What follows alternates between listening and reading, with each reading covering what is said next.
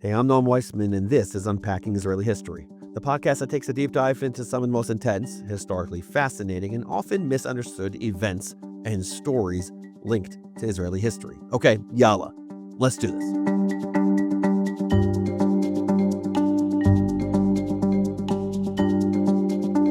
Eli, thank you for being here.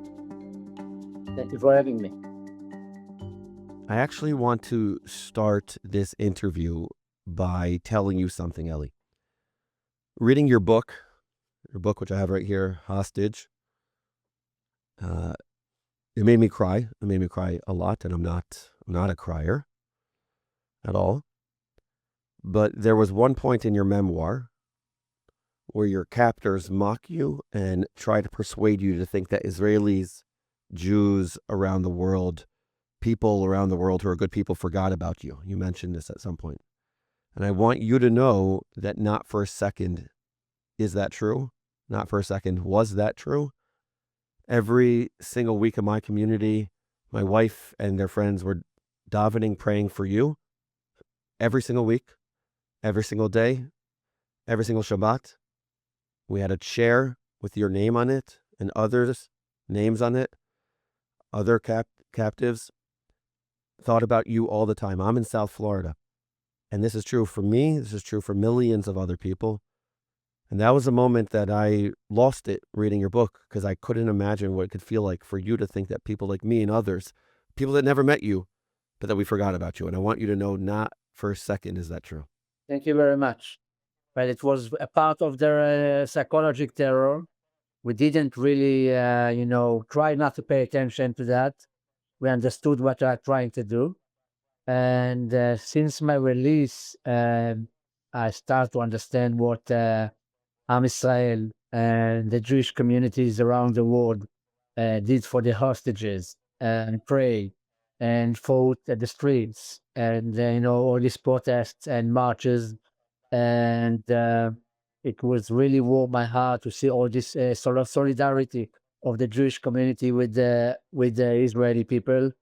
And that's what we really need to know, that we are not alone. So, and I've been in many Jewish communities since I was released in the world, and I was very grateful to them and thank them personally, each one of them. So thank you very much. Well, thank you. And Eli, I want to start asking you a number of questions right now. You've become a symbol. Everyone knows your name. Everyone in the Jewish community knows your name, Eli Sharabi. But who are you to yourself? Are you a hostage? Are you a father, a bereaved father, an av shakul? Are you an Israeli, a Jew, a patriot, a nationalist? Who are you? What is your identity? Well, first of all, I'm a Jew and Israeli, and of course, I'm a father, and I will always be a father of Noya and Gahel, and a husband for Lian, and nothing will change it. And I will be always a son to my mother and brother, to my brothers and sisters. And it's not all gone, nothing of that, and nothing will change it. And if I think anything, that will change of my status, I'll probably let them win, and I'm not going to do that. And I don't think I have any privilege to stay in bed all day and cry. So I never considered myself as a victim. I'm a survivor. I'm waking up every day, choosing life, and I'm doing, all my best that my brother Yossi and my wife Lian and my daughters Noya and Dehel will be proud of me. Well, they definitely, without a doubt, they definitely would. The last page of your book, and I'm not going to give it away, but the last page of your book is, I probably read it 5 or 6 times. I was thinking about it as a message for me and message for all of us. I'm going to put that to the side for people. But one of the things that I keep on thinking about when reading your book is wondering this question. For 491 days, you were a hostage. You were in captivity. And I'm wondering if you ever turned to Jewish history for strength, if you ever turned to Natan Sharansky and thinking about him and what it was like to be in the Soviet Gulag, or you thought about even the Holocaust, when in the book you talk about making Kiddush on Friday night on water and not on grape juice. You talk about having small acts of rebellion, like drinking the orange Fanta soda, and that made me like laugh. I was cracking up at that point in the book. I was like, "What a move! What a move, Ellie." Um, did you turn to Jewish history for strength? Of course, we all four of us have been 14 months together, 24/7, 50 meters underground. We've talked about a lot of Holocaust survivors, and of course, Nathan Sharansky and Gilad Shalit after that. And we've talked all about them and all of it. But when you're there, you know you have no way to give up. You know that people's outside, your family, your friends, fighting for you. There's no way you give up, and you take any source that can give you strength, like faith in God. And we are not religious, all four of us. And we did, we prayed every morning. We waited for Friday evening to do this Kiddush. And I saved H0stage to my mother, my sisters, and my wife, and to say Kiddush on for water anyway. We didn't have wine. To keep this quarter pita of bread, um, just to do Hamotzi Lechem Min Haaretz. And all these blessings gave us lots of strength and remind us, our family right now, sitting around the table and be together and worried about us. And it was very, very emotional moments for us, and it was very important. And of course, surviving built for small victories, never one big heroic victory. And you understand that, and you're trying to have small victories every day. Yeah, you mentioned in the book that even though you don't identify or did not identify somebody who is religious, there was a moment in time in which the captors tried to get you to embrace Islam, and they tried to get you to say, I believe in Islam. I'm a Muslim, and I will pray in your way. I kept on thinking, Ellie, I don't get it. If I'm there and I want a little bit more of something, I want to have something that you talked about the pain of hunger throughout. And if you're not a religious person, why did you not just say, okay, I'll either make believe, I'll embrace Islam, I'll just do it. Why not? If you're a secular person, not so religious, why not just embrace Islam at that moment?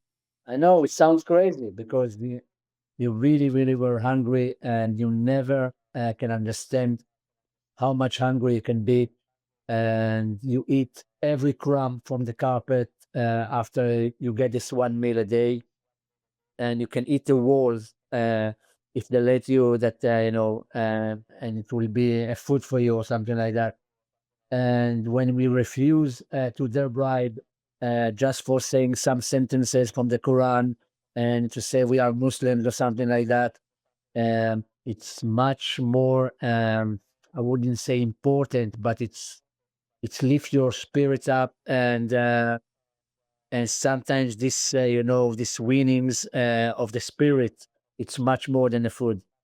And it's amazing. It's amazing, this feeling that we are together and we refuse to eat their bribe,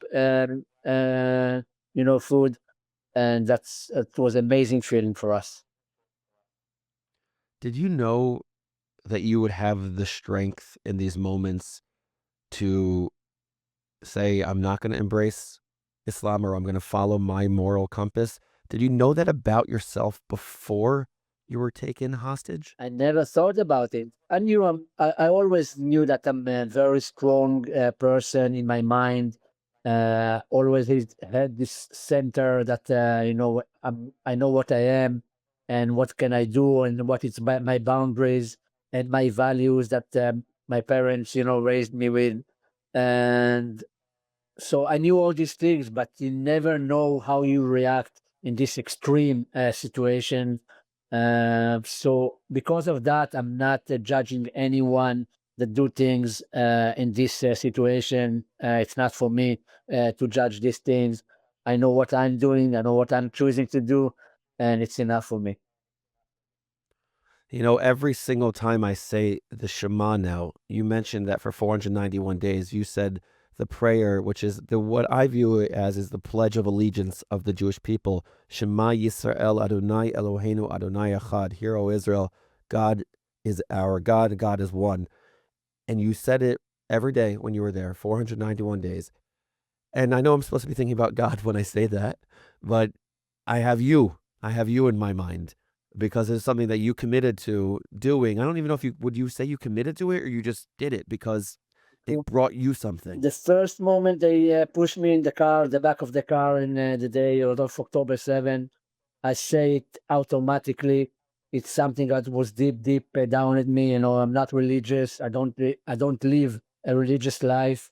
I was raised in a traditional family that we used to do a Kiddush every Friday and go to the synagogue on holidays and Friday with my father. But I wasn't religious.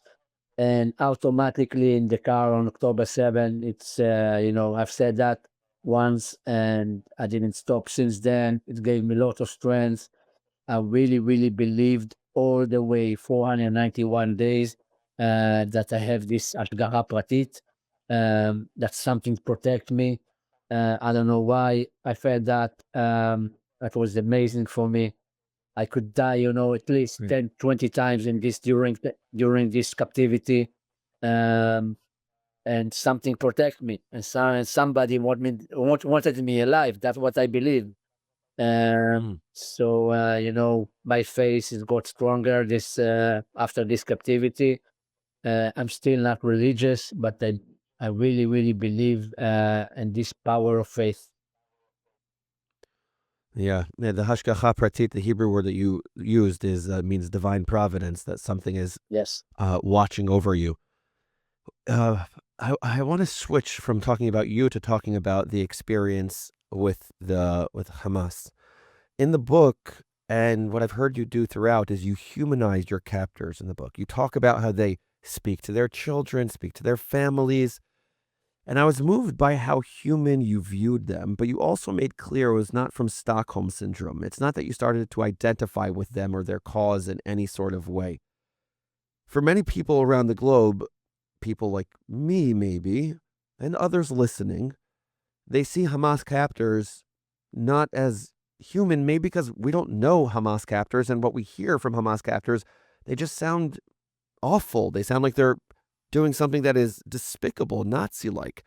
So how did you do that? How do you humanize your captors? Uh, it's a good question. I don't know if I'm humanize them or not. They're probably human being, very twisted, very cruel. They are terrorists. They be able to murder women, children, babies, old people, just like that, without really think about that. It didn't really, bother them at all.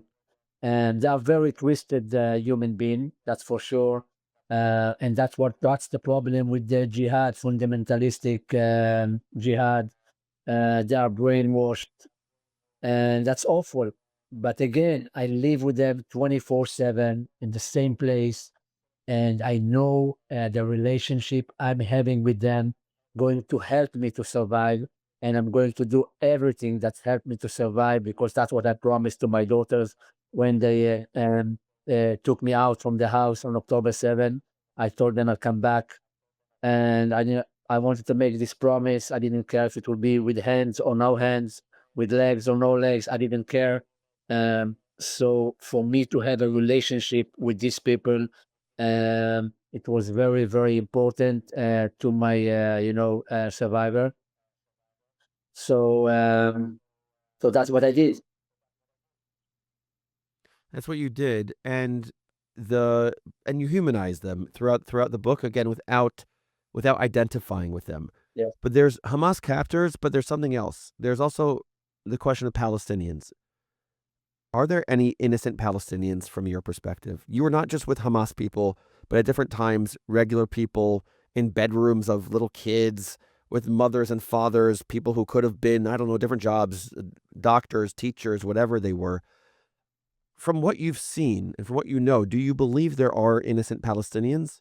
And what does it mean to be innocent? Or Okay. From my experience, what I experienced the civilians in Gaza, the Gazans, and I met doctors and teachers and all what you mentioned, and no one of them were so-called uninvolved, unfortunately. Um, I don't know if it's all the Palestinian or the Gazans. I don't know. I mean, from my experience, the people I've met, um, it was time that Hamas terrorist was afraid from the civilians outside when we've been in this house of this family, and they were afraid they will notice that I'm not local in this house, and they will come to lynch us. That's what I can say. So unfortunately, I didn't meet anyone that was with the compassion or uninvolved. They all cheered for Hamas in the first stop of October 7 in the mosque. There was a mob of civilians that tried to lynch me. Um, so that's the Gazas, the civilians I experienced. do you think there's any way for them to not behave that way? Do you think they're almost controlled by Hamas? In the book, it felt like a lot of your captors, interestingly, you speak a lot in your book about the power of choice, which I want to get to in a little bit. But it sounded to me like your captors didn't live a life of choice. They seemed to be living a life of submission, submission to their higher authorities, submission to God, submission, their perception of God, I should say. Uh, do you think that there's a way for them to liberate themselves from this extreme ideology?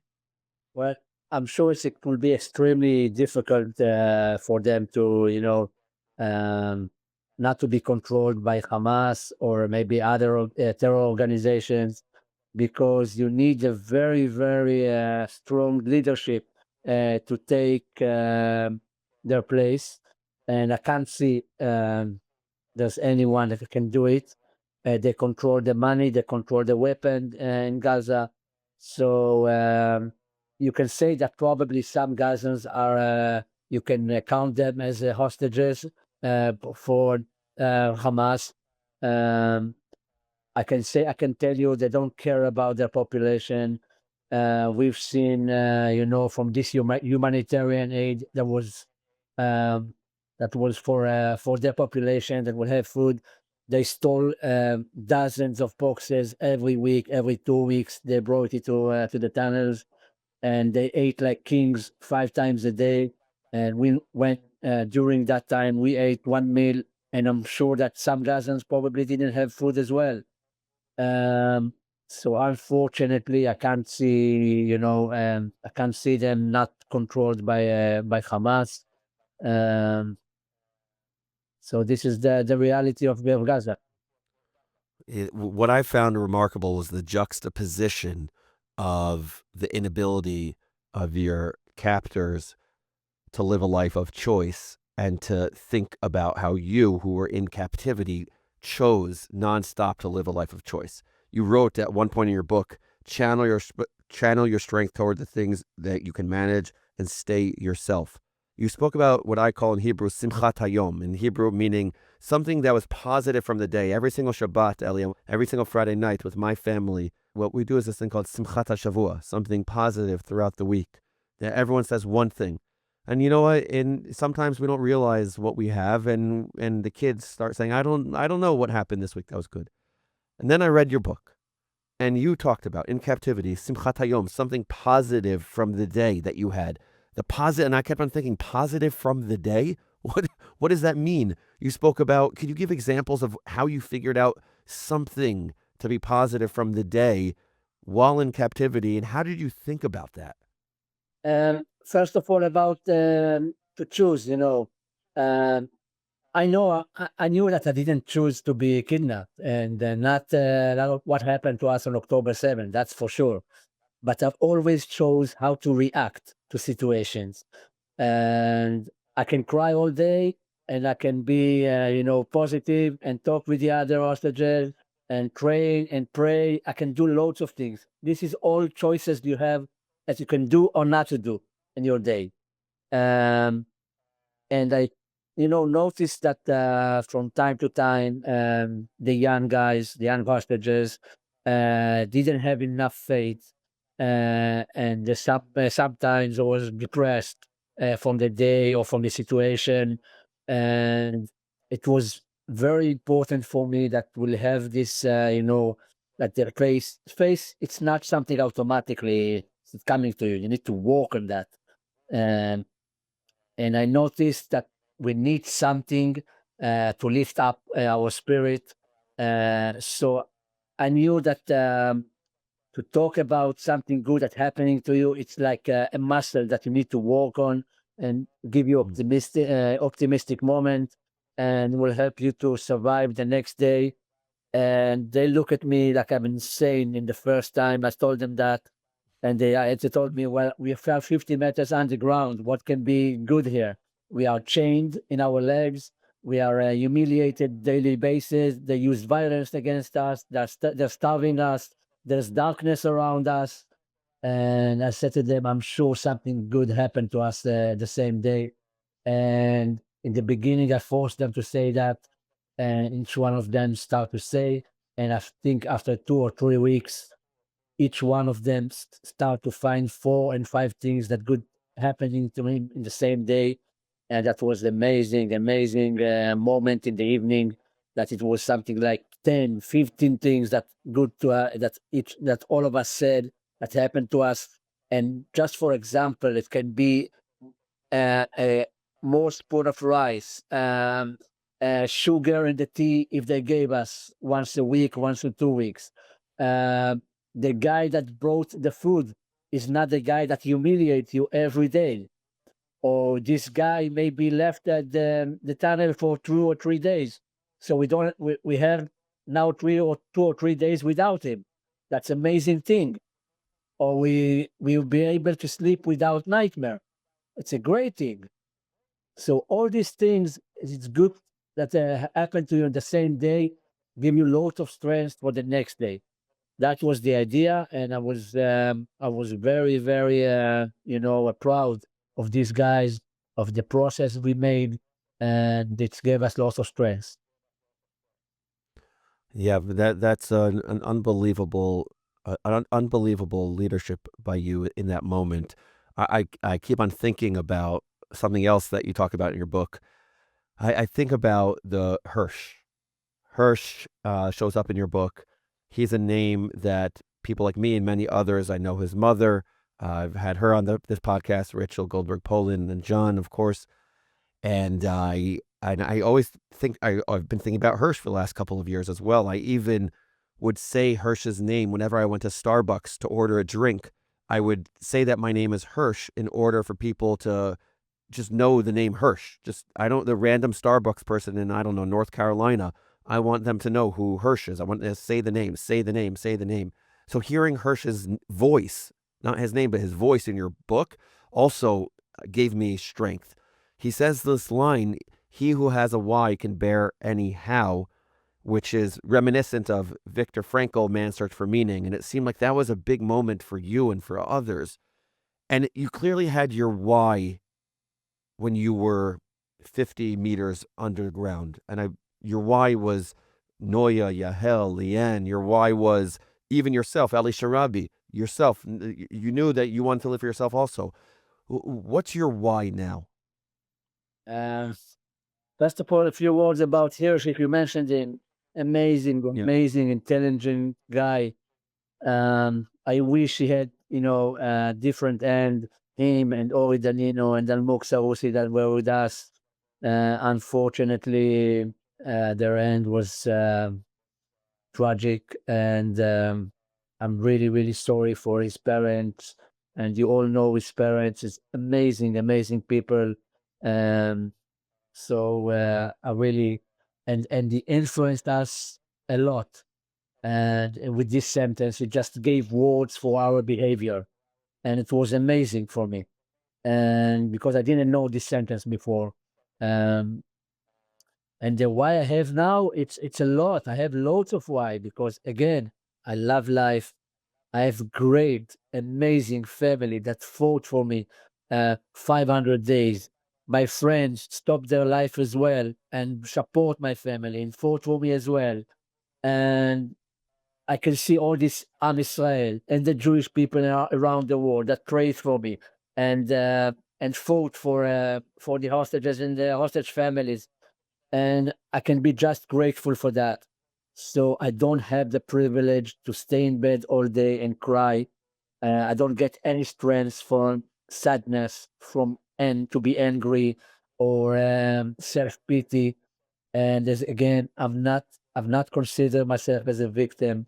So I'm trying not just to be in a doing mode, and I will have amazing full life. I will rebuild my life, and as I said, that's the way for me that to memorial with my wife and my daughters and my brother. I know you have a hard stop, so I want to ask you two more quick questions, Eli. Question number one is, you've experienced something that only one other living person has, coming out of captivity and finding your wife and children were murdered without you knowing. Unlike Yarden Bibas, you've been really public and open. Are you guys talking behind the scenes? Do you find comfort and solidarity with him? Um, I've noticed I've been in Washington to go to Mr. Trump and to the President Trump and Mr. Witkoff a month after my release. I've been in this delegation with a few other hostages, and they start to talk about their experience from captivity. And I've seen it's not good for me. It's not doing any good for me. I'm dealing with my situation and talking with about my experience with my therapist and all this. So to talk with other hostages about our experience not doing good for me. So I'm not in a connection with Yarden. I hope for him he will have he rebuild his life. I hope really hope for him. Um, I know what I'm doing. It's good for me. I don't want to give any suggestion to other people. Yeah. So my last question for you, Ellie, is a lot of the people who listen to this podcast are not Jewish. Probably 50 to 60% are not Jewish, and they're from across the world. Uh, and I'm wondering what message you have for the Jewish people, for non-Jewish people, for all people listening to you. What's a message that you have about the Jewish people, about Israel, about the Israeli-Palestinian conflict, about your story? What's a message that you want to leave everyone with? Uh, First of all, um, to be united against terrorism, um, and the Jewish communities with Israel. Will be appreciated if the world will see what we see, and not hate us. Just look at the facts. It would be amazing.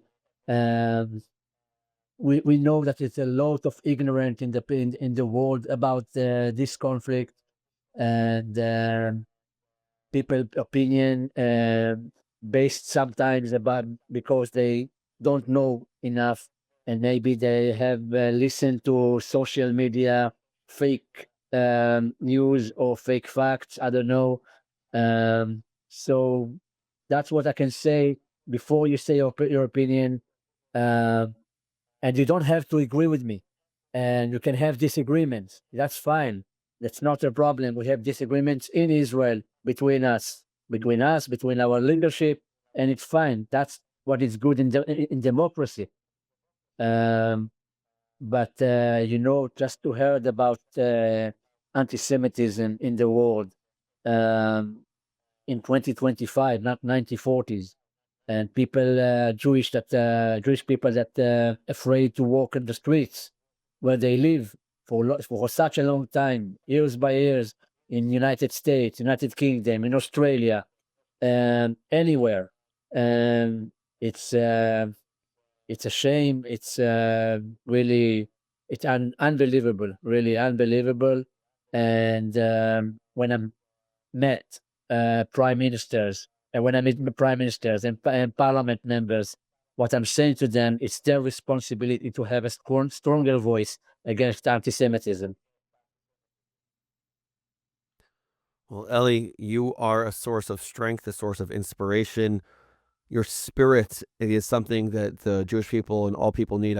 I really believe that young people, Jewish people, all people need heroes to look up to. You didn't ask to be a hero, but you are a hero. And I want to make sure that everyone checks out Hostage, Eli Sharabi's book. I could not put it down. And Eli, I feel so grateful to have the opportunity to speak with you, someone I look up to, someone I've been davening for, someone that I've known for a couple years. You didn't know me, but I'm just like anyone else in the world who has known you, who's been thinking about you. And it was a privilege to have a conversation with you. So thank you, Eli. Thank you very much for having me.